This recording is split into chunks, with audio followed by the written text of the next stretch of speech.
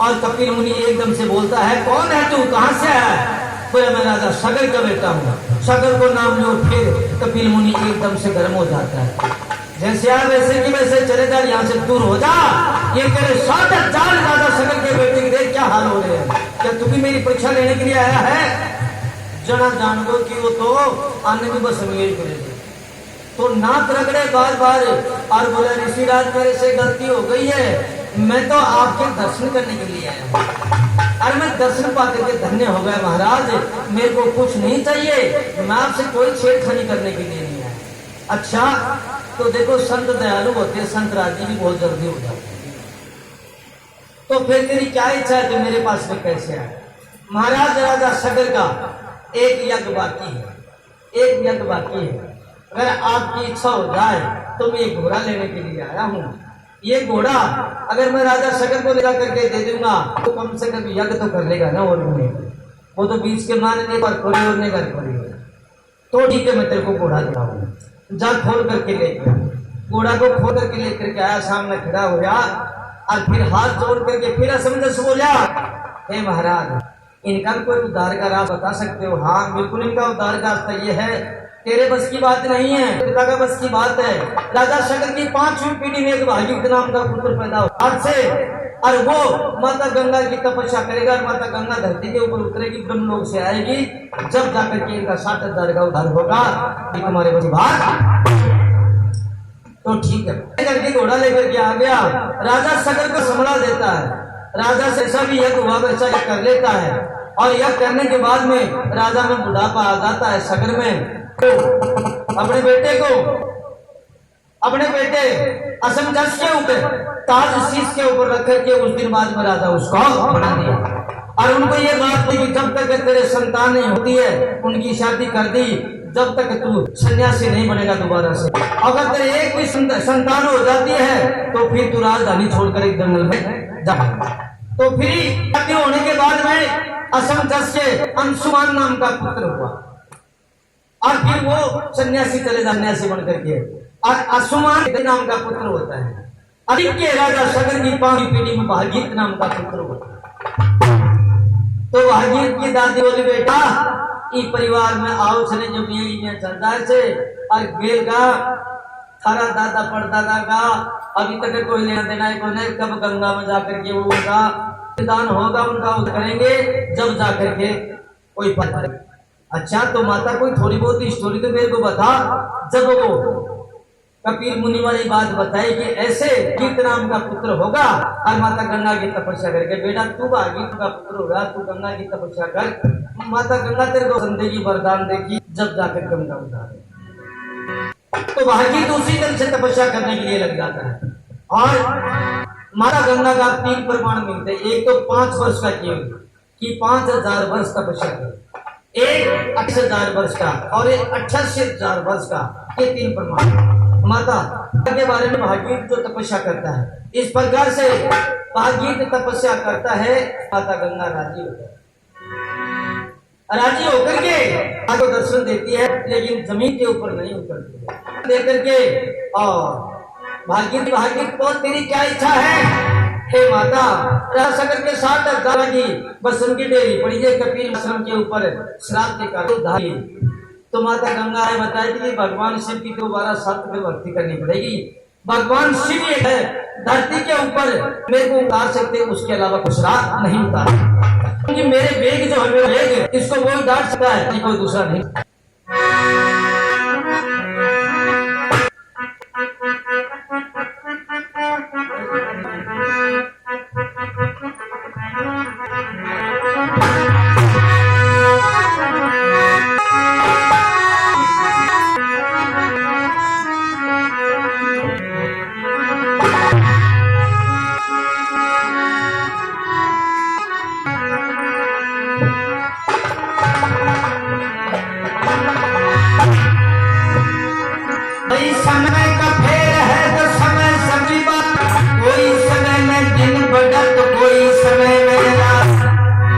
से माता गंगा भागीरथ को राय बता करके अब बाथरूम में चले जाते, और भागीरथी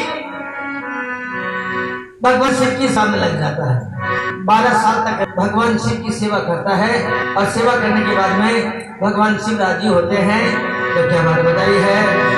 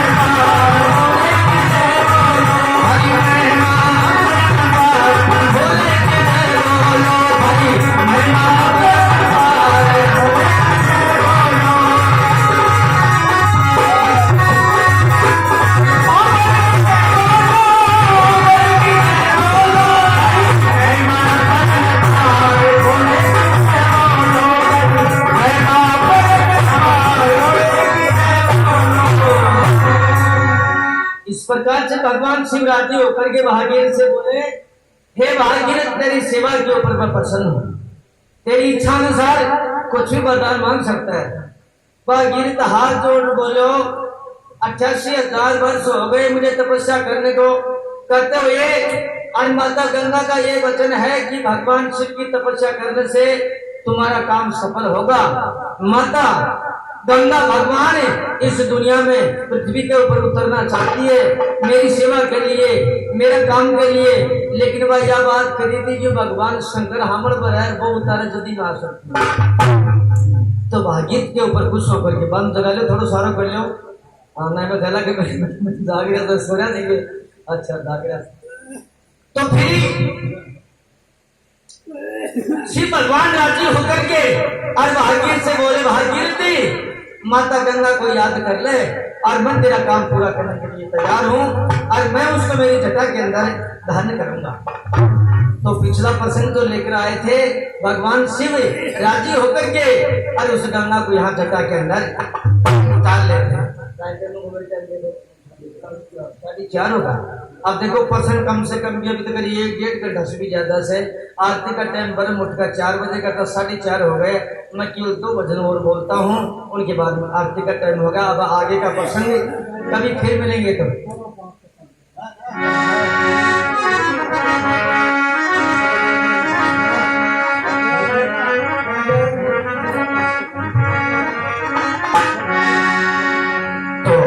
के अंदर बताया है कि इंसान तो अगर मान मर्यादा में चलेगा तो तेरा बेटा भवसागर से पार हो जाएगा।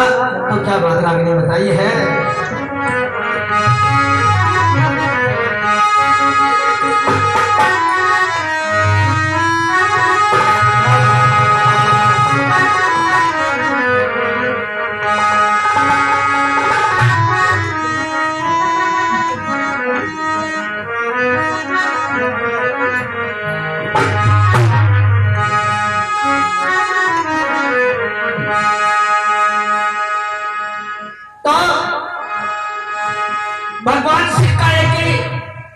भस्मासुर नाम का धरना हुआ था, तो प्रकट होकर के और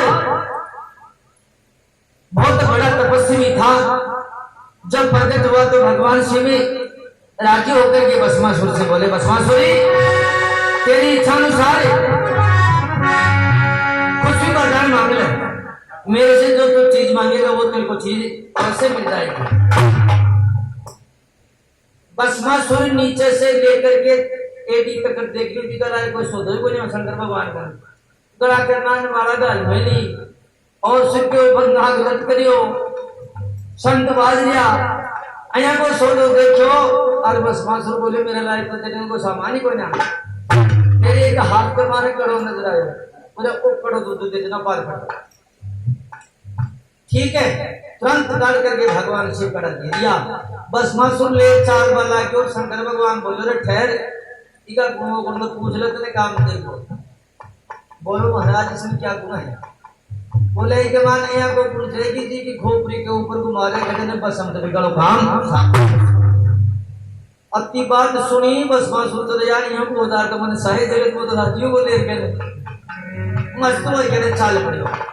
लेकिन हे भस्मासुर सुन ध्यान लगा करके, तू मर्यादा में रह करके करेगा तो ही तेरे काम सफल होंगे। अगर मर्यादा से बाहर हो गया तो तेरा एक भी काम सफल नहीं होगा और तेरे ऊपर उल्टा वार हो सकता है। तो रागिनी द्वारा क्या बात बताई है।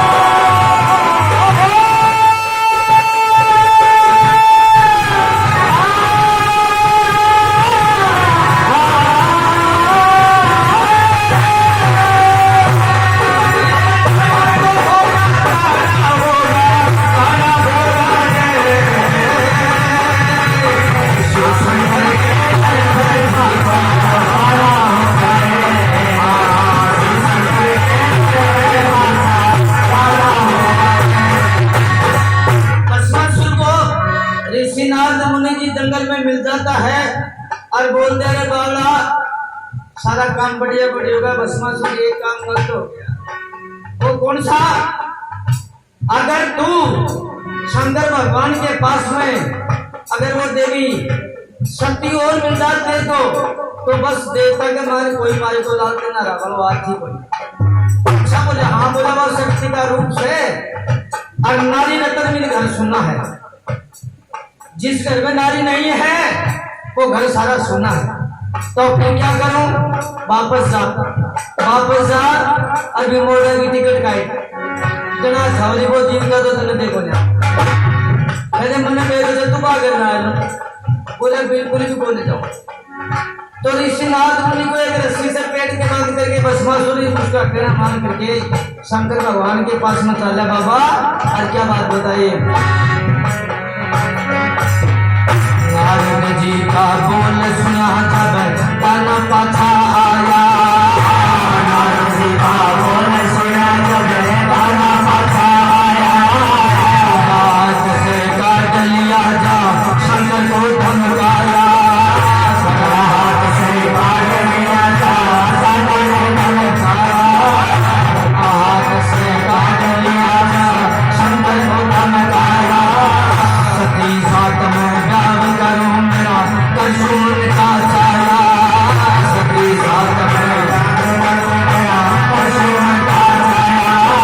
सती साथ में करूं मेरा कसूर का छाया। ये मेरा कसूर का छाया।